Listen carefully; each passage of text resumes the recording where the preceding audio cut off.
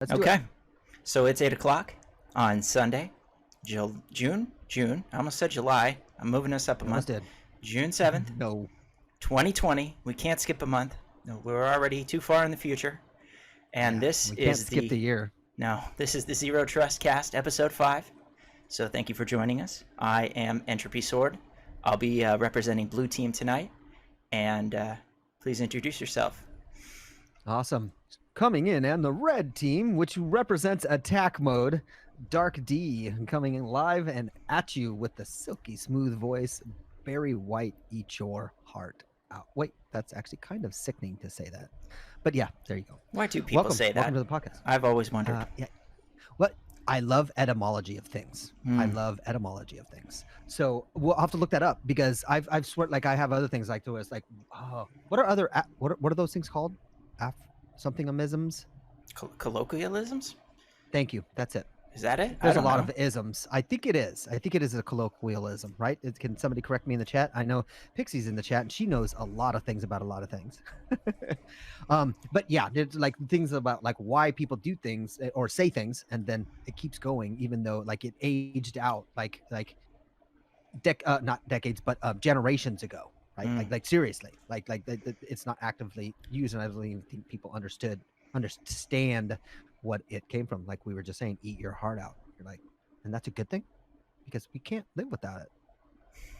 I do But let's want to get keep into my it because yeah. we're going. So Welcome everybody. we have a link that we put in the chat earlier, but let's maybe put that in the chat again. Would you like? I'll go ahead and do that as Yeah. you go ahead. Just start rolling with it.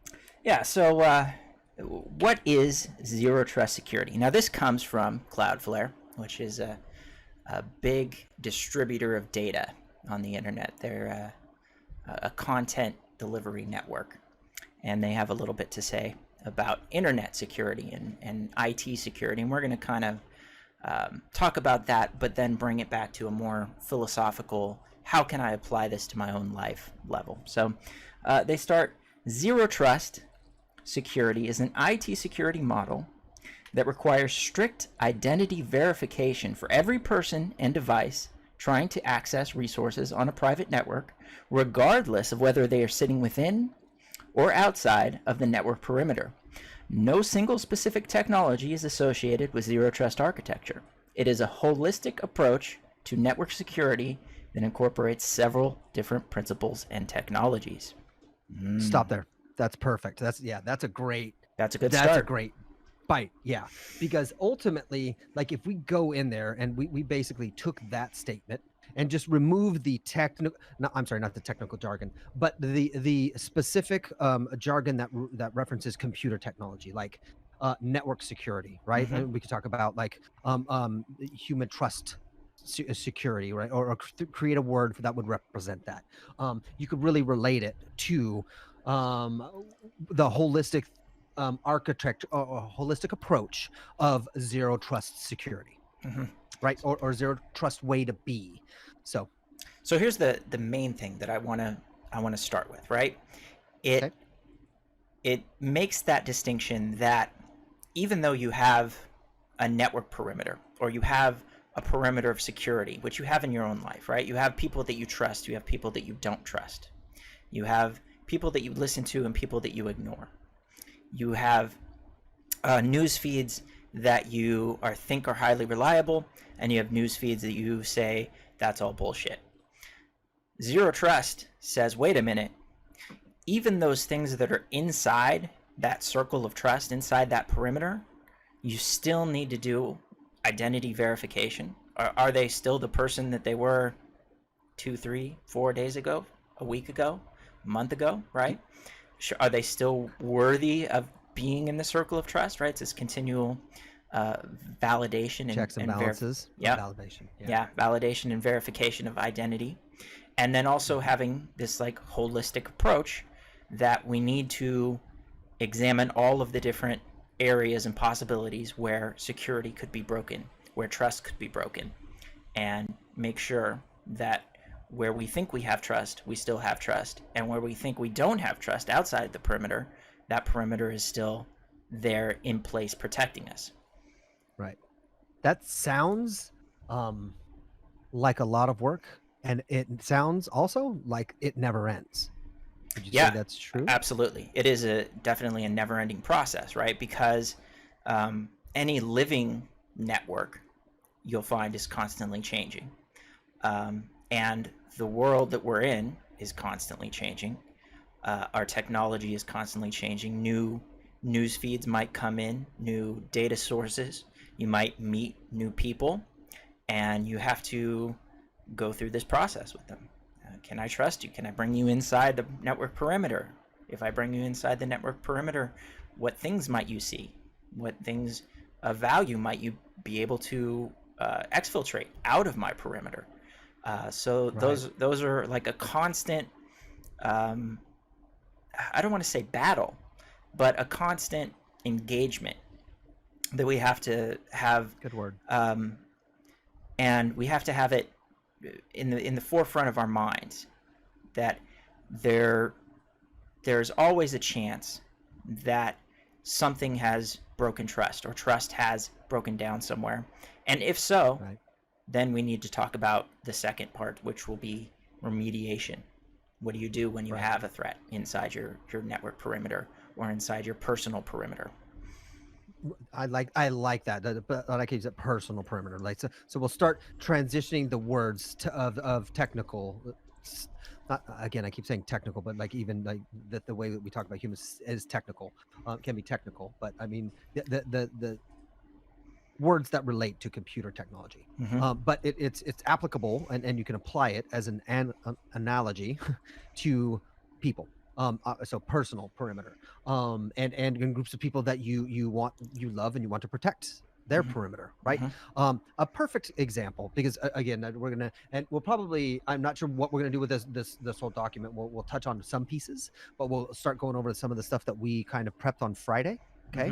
Mm-hmm. But I would say, like, so like for me in my example, so for my case, I have somebody that I absolutely love. It's my mother. Unfortunately, she is not of any fault of her own, mm, a bad actor, right? And not a bad actor like she can't act in a film, but like just a bad actor. And she's not really a bad faith actor. She doesn't know enough. So it is very easy to trick people that, one, don't really care to learn the technology, don't care to look for the signs. Mm-hmm. So I just know that anything having to do with my mom and coming from her that is communicated digitally, I have to protect myself from, and be do extra checks to confirm that it is who it is, because I've helped her with her Facebook multiple times getting hacked. Mm-hmm. I've helped her with her like email accounts get hacked, and it's just because it's what happens. Mm-hmm. So like for everybody, the things like that happen, and because they aren't up to speed with things, and it's very, like, it's honestly hard. Even people that are really good at staying up to speed, there are people figuring ways to circumvent that ability to be up to speed and up to snuff, and um properly secured of their personal space. So yeah. Well, so that brings up the idea of like information filtering. Um, Okay. when you have a node in a network or a person in your circle of trust, in your you know uh, your family, your friends, whatever, there's certain levels of privilege or of access that you might want to assign them, right? So even though they're inside the network and they, you know, have a place there, they still can be um, treated differently based on what you know about their actions in the past. And that's one thing that we're kind of honing in on, is that even though you trust a person in a direct face-to-face engagement, talking to Right. them, right? A Right. digital communication is a different type of threat level from them, right? Yeah, it's a different entity. It's not Right. really the person, right? Because it's absolutely, without a doubt, you can't trick me. You can't put another person in front of me and trick me that she's my mom. Not yet. Yet. That's a caveat. That's why I think this discussion is so important right now, Mm-hmm. right? Because like we're starting to get into we've been into it for a while, but we're augmenting the human at this point. We're Mm-hmm. integrating the technology into our own beings, right? We have limbs that we can fully replace. People run on hearts that are not real hearts. Wait, am I right about that? Oh, the artificial heart has been Huh? around for quite a while. Thank you. Okay, good. I didn't know if there were mechanisms around it that helped the heart, or if there was actually the automatic heart. Thank you. So, or not automatic. What did you just call it? I lose words Artificial. all the time. Artificial. Yeah. Thank you.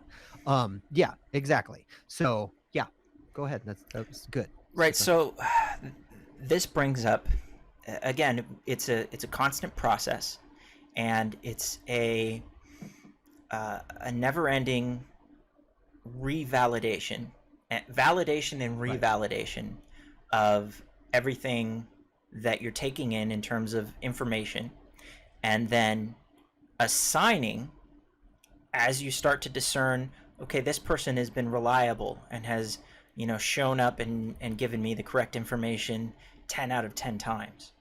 This person Right. has not shown up, or they've given me false information 7 out of 10 times, right? Those are two completely different tiers of access that you want to give to your mind, your attention, right? Oh, okay. Uh-huh. Because we'll talk a little bit about like attention. We talked in depth on our pre-show, but Right. your attention is your most valuable thing, right? People who practice meditation, we'll talk about this, right? Having Okay. attention, focus, the ability to concentrate on a single thing is an extremely powerful thing. And now we live in a world that is constantly trying to get that string of attention and pull it in some direction for some reason. Right. We don't want to go too deep into that, but that's why this sort of zero trust comes about for your own personal thinking, is that there are bad actors out there who will feed you incorrect information, misinformation, disinformation, and want to have you take actions based on that. And if you're not practicing zero trust, you may miss it. You may get that information. You may not go through this checklist. You may just accept it and then make mistakes or do things that are not in your own best interest, simply because you haven't checked out the data, or haven't even gotten to the point where you're like, I'm going to assign different levels of trust to different information sources. I just see an information source, and then what's the automatic response? Usually it's an emotional one, is where they try and get you. Ooh, okay, so that's perfect. So let's do that. Let's talk about that emotional response. I'm going to put a placeholder in that because we'll come right back to this. So, and that first the paragraph that we just talked about, we can leave at that for this episode, okay? Because we're not going to get into too much more technical jargon. Otherwise, it's not going to. I think it's going to be a little more difficult and not very easy to palate. So that's for the remainder of the cast. So let's talk more about the personal issues that are going to bring up emotion, right? That I think we did in the pre-show when we were trying to prepare, and we just got into it, which I thought was awesome. After the fact, but before it was like, wow, what's going on? And it's like, roar. So well, there's that, but let's go back to that one thing that you're talking about now, and let's talk about these emotional responses. So like, is there something in current events, or is there something that you could think of that's emotionally charged that somebody could do to manipulate maybe and get into your trust, almost like circumvent your standard set of principles that you would follow to go like, this is a new piece of information that doesn't make me feel one way or the other. I'm going to implement my regular actions that I do. Now, people, we do this automatically, right? Without thinking, right? We build these things up, and this is what we're doing this for, this cast for, is to ask you to look inside yourself and look at those things that you do, those things that you set, right? For like, I trust these people automatically, or I trust these people maybe even implicitly, right? And we don't. So we're asking you to like be mindful of those things as you listen to this cast, and like, where am I not checking in? Where am I automatically following the group that I've already subscribed to and I'm just following through with? Or, what could there be a counter argument to this? And let me be mindful first before automatically reacting. So yeah, do you have any things Yeah. that So come up or? I was just kind of surfing on Twitch, and one of the big channels that it was pushing through the algorithm, which we talked a little bit about, and well, maybe more than a little bit, but the computers decided to show me a Twitch channel called Woke, which was just a big grid of protests that are going on throughout the United States. Right? It was like just a compendium of live streams coming in, and I thought that was very interesting because it got in me an immediate emotional reaction. Right? Wow, that's a lot of people. I saw. That's awesome. Can you share? Yeah, share the like some of that. Well, if you don't feel it's too personal and you want to let that information out, what are those emotions that you're feeling? So, wow, that's a lot of people. What else? What other emotions did you feel? So, then the second thing is how much of this is true, right? I had to start backing up. Wait a minute. What am I actually seeing, right? Because I'm really only seeing these fuzzy, far images. They're all small grids, right? You can go and check out the channel, but you'd be better served to listen to us. Okay, you don't have to sell people. They're here. Go ahead. I'm just playing with you, dude. I'm just letting them know. It's fun. It's fun. I love it, dude. And my immediate emotional reaction now is to reject this, right? Anytime I see something that like wants to pull on me emotionally, it's like, especially that the name of the channel, Woke, that has an sort of implied bias to it, right? If you're not watching that, you're asleep. If you are watching it, you're woke. And so go ahead. Sorry. No, I go. Good. Okay. So woke, I've heard the term. Honestly, I don't fully know what it means. I've made up as much in my mind that it makes that right. Like you, it's a new way, a trendy way to say that you're alive and aware of the social things that are like important to people. Right.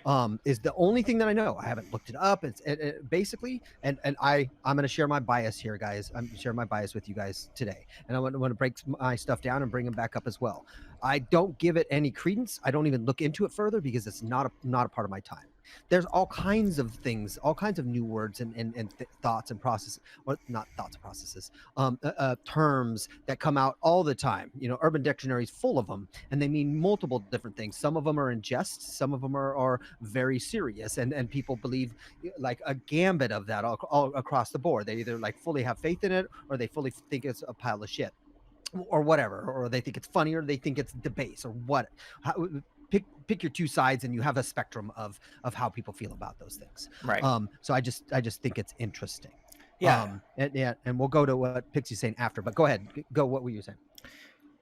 So this emotional reaction has now permeated a lot of social media. Right. We know that there's a huge emotional reaction to a specific incident that I don't even need to name, that has sort of overcome the huge emotional reaction that was the virus, right? And both of those, in my mind, are low level on the trust spectrum, right? I don't know enough about either one to say, hey, this is a good thing or a bad thing. This is something that has absolutely affected everybody, but I don't know where it's coming from.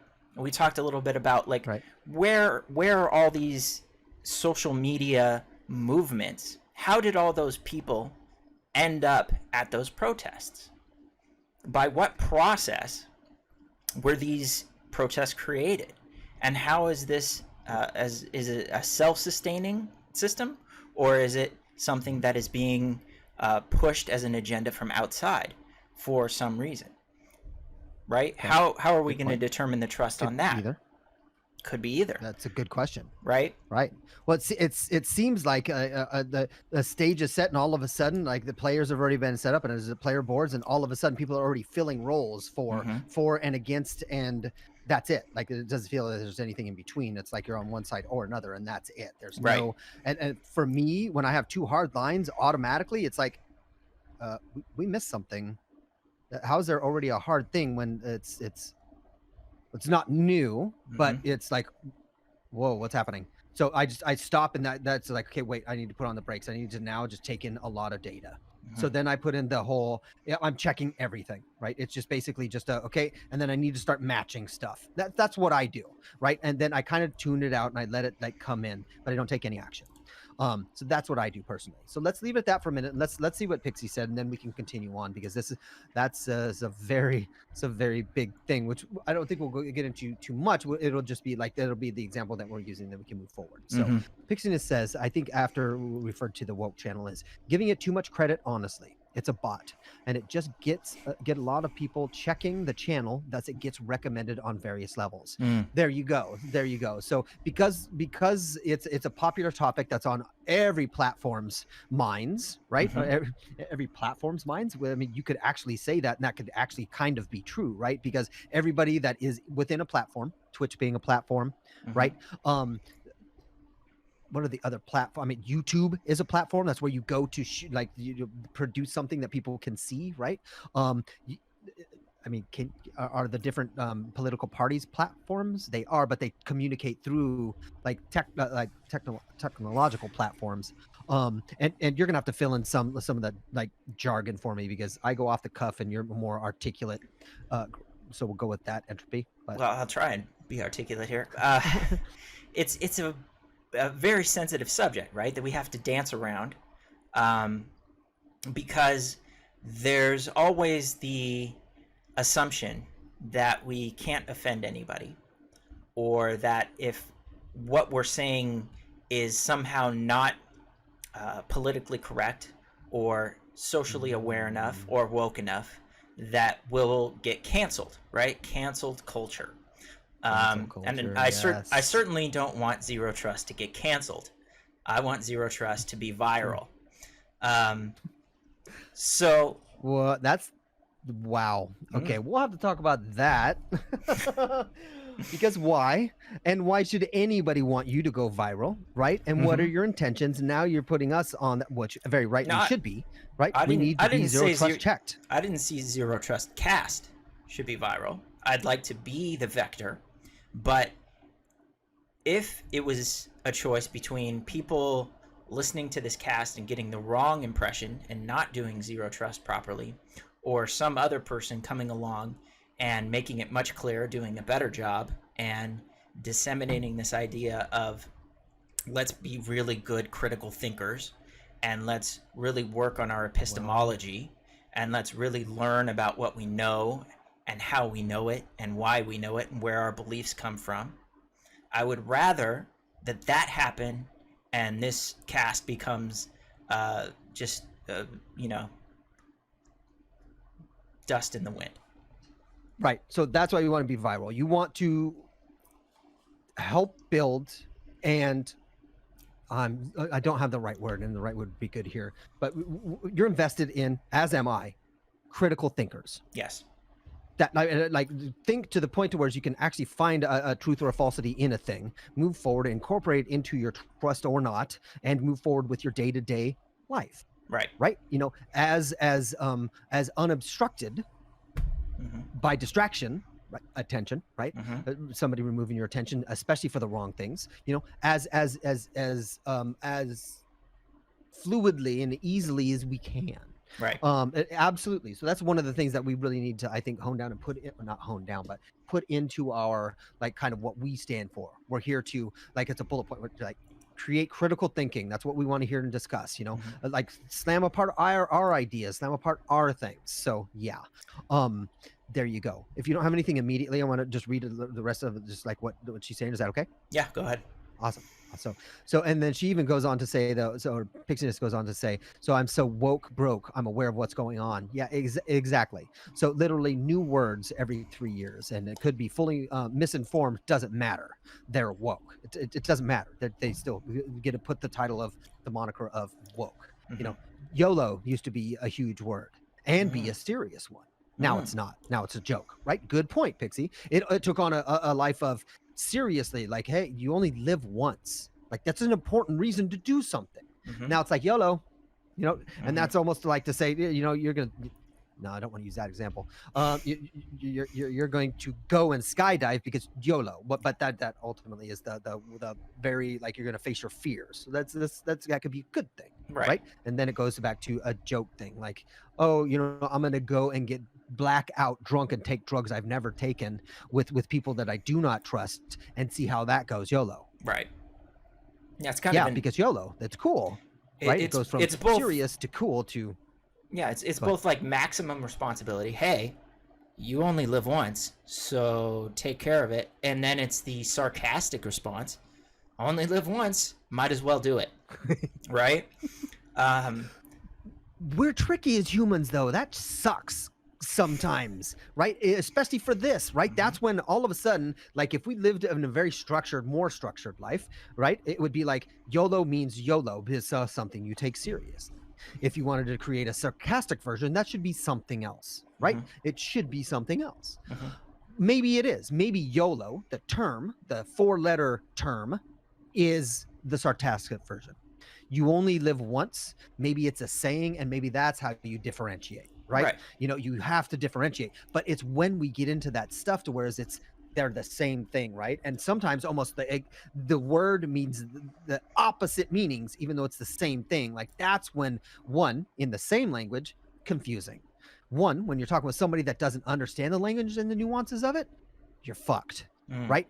And that's just between two different languages, right? So it's just like, look at all the variations that we are in our language. It's insane. And people are the ones that get to choose, and we get agreement. And agreement is the thing that makes it true. It helps translate, and it creates us as individuals to become groups Mhm. and move accordingly.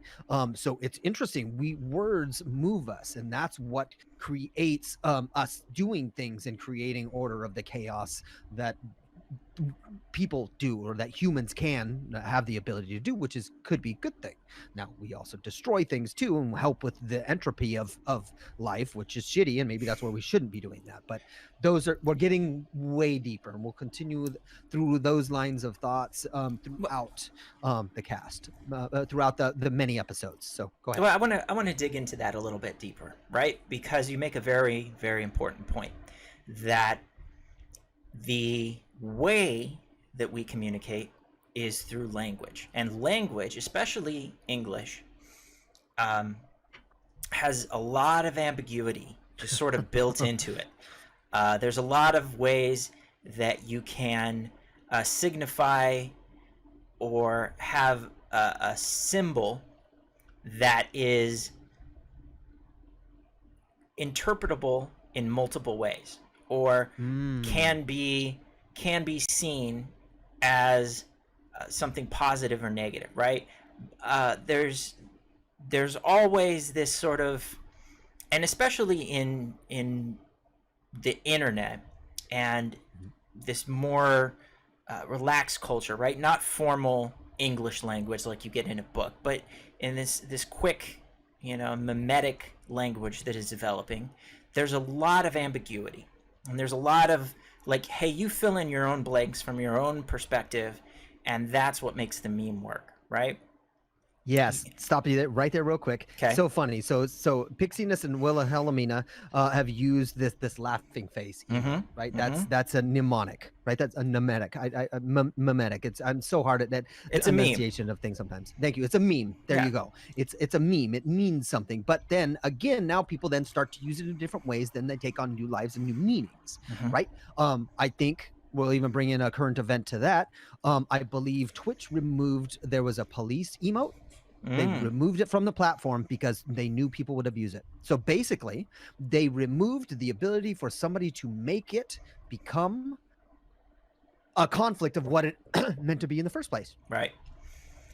But that's one of the big draws of Twitch. People like to fuck with shit in a fun way, like mostly in a fun way, Right. but also like they do it, like they start to get it, especially because it's become very popularized. It becomes powerful, and then people get dirty, because the dirt comes with the fun too, apparently. Right. Dovetailing off of that, like it's a great comment right here, Pixiness. I'm constantly having emotional responses to everything because I'm human. Right? We are human. We absolutely, this is part of what we do. It drives us. I mean, it's not a bad thing. It's a great thing that we feel things, because there are so many good things that we do feel, right? But on the flip side is what she says is you can always offend people, though, right? She didn't put though, I put that in there. You can offend people for no reason. You didn't even need to try. Yeah. My mannerisms and sometimes how fast I talk and my energetic way actually does kind of puts people off, maybe not to the level of offense, but even some people are kind of a little bit like, I can't deal with you. And I get that, right? And I mean, and I could take offense to that, but I don't. Like, I'm used to it, and I get it, because I scare me sometimes. Like, I get it. I go crazy. So yeah, and she further goes into to say people make assumptions, judgments, come to conclusions, legitimate microseconds. Exactly. Right. We're just doing that stuff because that's what we do, right? And that's another thing that I believe, for me, that we're here talking about, because I want to check it for myself. And the way I check it for myself is I do it with people that have critical thinking skills, right? That can deal with my level of energy and like work with me to help pinpoint or find like little flaws in where I've set up as like automatic responses that I need to set up in place, that I've set up for trust reasons, to fix and maybe tweak a little and get better at it, and make sure that I'm not like get overflowed and pass right into the inner core, and then all of a sudden I adopt this belief that I didn't intend to believe or take on. So yeah, we do that. We are people. And this is the smarter part of the animal. It's automation, right? It's very interesting. I'm going to say this one sentence and I'm going to let you go. We are almost imitating the human being by creating computers, because we're creating it out in the world to like how the brain works. We don't even really fully knows how the brain works, but we're working on computers that are almost going to be able to make and map the human brain, right? Without computers, we wouldn't be able to advance. So we're doing it. We're creating the tools to truly get to the end result that I think we want. That's my thought process. That's my optimistic part of the viewpoint that I have of life. So current technical life or current life. Go ahead. So that brings up a thought that I saw in the Joe Rogan podcast with Elon Musk, which if you haven't watched, you should watch. It's very long, but it's worthwhile. I haven't watched it yet. He's done two, but this isn't the first one. And he talks about how the internet has become an external limbic system for us, right? Where we go to it to get feelings, to get that sort of fundamental gut reaction that's so powerful for us. What's and limbic? Limbic is the system of your brain that sort of modulates your body, right? Your blood pressure, your right. So when you're scared, your blood pressure goes high, you get ready to run. Right, your unconscious reactions, right? And the internet is sort of directly plugged into that before the reasoning mind is able to do that. Now that's normal, right? That's how human beings have functioned since before. That's how we've evolved. That's how we've evolved, right? However you feel it, however you describe it, yes. Because you had to like sort of have these gut feelings, and there wasn't a lot of levels of abstraction beyond that, right? You meet somebody on the road, and you're like, this dude looks real dangerous, or like, oh, that girl's really pretty, right? You get, you need that immediate information of what just happened, right? What you're seeing needs to be processed and get a feeling, and so then you can act on that feeling. You don't need to do like, Should I have a zero trust for this guy who's coming at me with a sword? I don't know. Let me think about the outcomes of this particular encounter. And should I also draw my sword? I don't know. What would he think if I did that? Will he respond in a way that's positive or no? Right? That's not how. You'd be dead. You'd be dead. Yeah, exactly. That's why you evolved, because this you built bear out the limbic system. Right? Is this bear dangerous? Oh, I've seen the bear. The bear scares me. I'm gonna run. Right? You have Absolutely. quick emotional reactions, and you don't need to do any sort of critical thinking, right? But now, that whole limbic system has been hijacked by the attention-seeking algorithms that want to hit those buttons and get you to react and get you to do something in response to them, right? To have an emotional, like, outrage, fear, anger, right? These are all really powerful, strong emotional response. They're powerful motivators for action. Yes. Right? Oh, and okay. They're powerful motivators for action that bypass your critical thinking skills, because you've already started acting. You've already started reacting, whether it's in fear or disgust or joy or whatever it is. Whatever emotion gets elicited, you've already begun to act upon it before you can even say, wait a minute, that's a guy in a bear suit. That's not even a real bear, right? Because you have this survival thing that if it looks like a bear, run away from it. Right. Don't try and like reason it out first and think about all the possibilities. Just get the hell out of there. Right. But now we're in this space where we need to do the exact opposite. We need to have critical thinking, go through a process of like, is that a guy in a bear suit? Is it a really good CGI bear? Is it a real bear? Like, what is really there? And right. In watching movies, we have to try to determine that, right? Is that a real person or CGI now? That because that's how good it's getting. We're doing these things. Our immediate danger is not present, right? But for some reason it feels like it can be. Right. And that seems to be the weird thing. Or it's like people don't move long enough, and then people want to create that action, like you said. So it's a good motivator to do so, to create that action. Right. What Pixie says, nice. Not all people go to the internet for that. It's society. Okay. People have always done this. The internet is the gigantic melting pot. Okay, good point. If someone isn't aware, there are countless instances where people have done the same thing in a different form. Fox News and countless others, TV and radio, keep going back to printing press. Got it. Okay, yeah. So no, it existed before the internet, but I think what Entropy Sword's really trying to say, which that's really still doesn't refute, is like we're all plugged in. When I say all, and we're going to talk about just like the majority of, like we were talking about on Friday, the majority of the people that have access to the internet. We could talk about the people that aren't really connected via the internet and they're coming online, and we can actually have a thing about that. Is it going to be good? Is it going to be bad for them to come on? Should we start offloading off of the internet? So that's another thing, right? Or should we maybe kind of limit it? Not have somebody limit it for you, right? Because I mean, for me, censorship is a huge thing, because once you start to censor things, then all of a sudden you remove the ability, I think, to fully critically think.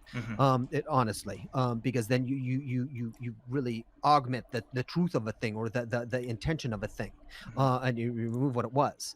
I get that if there's an emotional response like that I have, and I know that I have to go through it, settle down again, and then critically think through it. But luckily, we're not in immediate danger. So. Right. So that's true, right? That this has been a long developing thing from the beginning of the development of language, the creation of narratives, and their reproduction from human to human. What's changed is we went to we evolved in a way where you could have very limited dissemination of information, right? You had to actually go and talk to each person that you wanted to say something to, or have them all gathered in one specific physical location. and Right. then say whatever it was, right? Go to the town square and blah blah blah. I think I've got some 93 theses. I'm gonna bang to the church door, whatever, right? You have some really important thoughts, and you have to disseminate them very slowly, because there's no way for you to just blast it out to everyone. Right. I'm going to interrupt you real quick. Yes. I'm not going to derail you. I'm trying not to derail you, but that's what I meant by the start the story over in the document. Okay. We're going to, I think we're going to spend an episode, maybe even like a 3-parter, like starting through like humans, like just being individuals, right? Or however we started and evolved from the animals to then we created the language, and then we start going all the way up to current events, right? Because some of the bigger leaps that started to happen that made us grow and grow, and whether that's good or not, what are the other possibilities, I think is a very, very interesting conversation that we really need to dive into to truly understand why we are here now, right? To understand that. So go ahead. Sorry. Yeah. So the history is absolutely for all of the people around you to at least have some sort of agreement on reality, right? And that's where the beginning of culture and religion and society all started, is that we're all going to be on the same page. We're all going to understand what's dangerous out there. We're going to tell stories about past things. And they're also control mechanism too. Right. I would say that there are levels of, right. I'm sorry. Did I? Right. I don't want to go too much into how this is a control system, but got it is, right? Good point. Absolutely. Sorry. Continue on what you were saying. I apologize. Good call. What has changed is that we no longer live in these tribes. We no longer live in these, these are going to be the people who I'm going to live with and know for my entire life. There's a possibility that you could move halfway across the world in a day. And your words, your, visual aspect, you're seeing us, this is broadcast instantly around the world, as long as we don't have any more internet issues. So that's what's changed, is we went from, okay, we had this small groups that are kind of homogenous and everybody thought the same, and maybe you had another small group over there, and there was limited exchange of information. And then we developed mass media so that there could be one central broadcast, one central gatekeeper of information that sort of pushed it out. You read the newspaper, you listened to the radio, and then that fragmented with the creation of the internet, because then everybody had a voice and everybody could say whatever they wanted on the internet.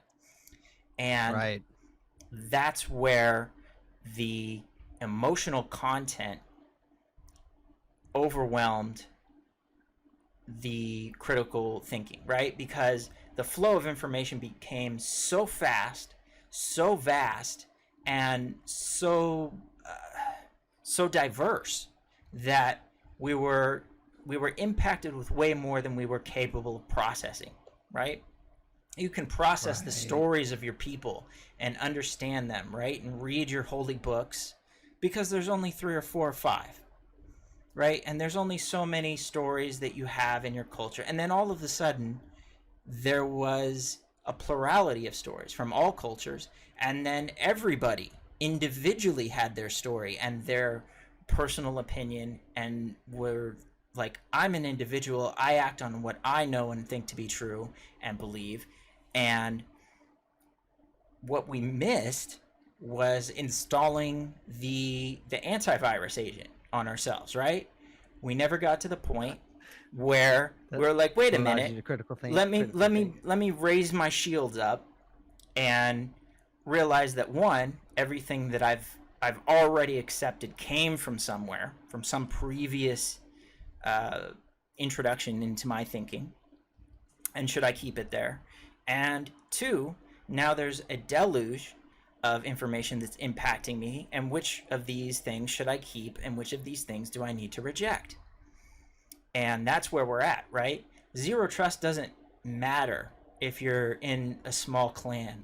You just trust everybody, and they trust you. Because if you don't, then you'll know pretty fast, and you'll either end up dead, or there'll be a fight. Something will happen, ostracized, right? Or whatever. Yeah, absolutely. Right. But I mean, I wouldn't say it didn't matter, I would say it just mattered very little, almost to that it didn't matter. But it does, because I would still like to, when we do go through the time and like as we evolve up through the other episodes, I would like to talk about how even one person's life is full of experience and knowledge that is very specific and individualistic and nuanced, right? And so that's where I think that some people that have some very varied and widespread and very powerful messages in their lives, right, that can be taken on and propagated to other people just by learning about, right?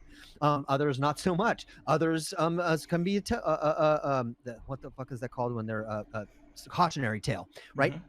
You know, and that still happened even back in times when we were smaller tribes. So like, that's why there were holy books, right? Because those were like look, these are the things of the wisest men we have known that have lived strong, that was able to kill the largest bear that ever lived, and this is the tricks that he learned, and right, and there's some nuance to that, and then somebody maybe down generations down reads into these readings and maybe is just as smart caliber as this other person, gains some other knowledge because of the insight of that person too, right? So, but not everybody does, and everybody has the same abilities. So like it matters then, just like it does now, only in a way smaller scale. Right. Now it's like everybody, like it's just everybody everywhere. You know, we're all the same, but we really aren't. We are all different, right? We aren't all at we are equal as humans' right to live, right? But we aren't like in the way we value things, at least right now in this day and age, is like we don't value each other accordingly, and that's the problem that we're having right now. Is like, how do we do with that value scale? Right. Now that we pretty much have been able to remove the bigger problems of life, of like feeding people and all this stuff, we're still fighting like, well, we have an ability to. COVID, we were throwing meat, milk, all of this stuff away. We have people starving. We have people homeless. What the fuck is going on with that? Right. That's a problem. We need to fix that, right? You know, I would think that's an emotional reaction from me that feels like that's true. That should be like, because why not? Like, why can't, like, let's do that. But there's a lot to that why not, obviously. You can't just, it's done. Everybody's fed. Right. Obviously, we have to do it. So, yeah. Go ahead. Sorry. So, yeah, that's a really good point, is that we all kind of, not all, many people understand that the world could be improved by some very discrete steps. Right? There are, I'll go out on a limb here, problems with policing in America. There are problems with how race has been treated for the past 250 years. Maybe 500 years, maybe 1,000, maybe going back to the beginning of time, right? But we know that these are problems. What we don't know, and what we can't seem to figure out, is how to agree on solutions, right? But then we try to start bringing up solutions, then people like go, wait, we don't even agree on the basic premise, right? You know, and it's like, whoa, okay, how don't we? Right? Yes. Pixie asks, why does it have to be discreet? And the one thing that we didn't get a reference in hers, and just to let you know, we're running at we've got like 10 minutes left, or 11 minutes left, so we can like kind of start wrapping into a nice little thing that we can talk, and then maybe see if anybody has questions that like us to like clarify. But in the same instance, these same tools that she was referencing earlier when she said not all people go for the internet for that, that lead to the advancement of society were considered evil and terrible influence. Don't look at the short term, look at the long term. Right. Yeah, exactly. So it's almost like it's the long versus the short term, and it's almost like, you know, to bake a cake you have to crack a few eggs, right? Like that's an analogy people will use to go like, well, you have to lose some to gain more and for the larger, right? Because I mean, one of the things which I think we even mentioned before was like before previous times, as we've become so much of a larger group of people on this earth, now more than ever have we had the ability to pull people out of poverty faster and faster than we ever have before. Now I need to find sources actually, because I've been saying that, but I honestly don't know why I believe.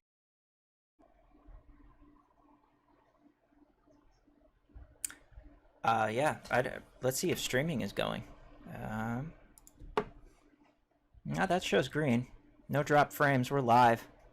It may have been the Discord that dropped out, so I'm not sure.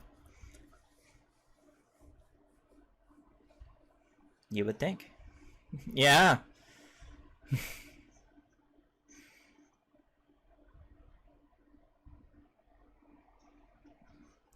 Could have been any. Could have been. Yeah.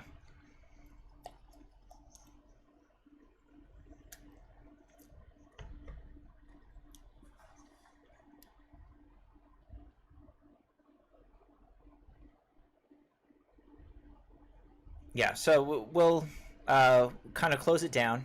We want to get into more of, is the internet good? Is the internet bad? What are the unintended consequences of the internet? And we'll explore those in episode 6, coming at you next Sunday night. So for now, we'll sign off because we don't want to have any more internet problems. Yep. Wave goodbye, and everybody have a good night. Thanks for listening.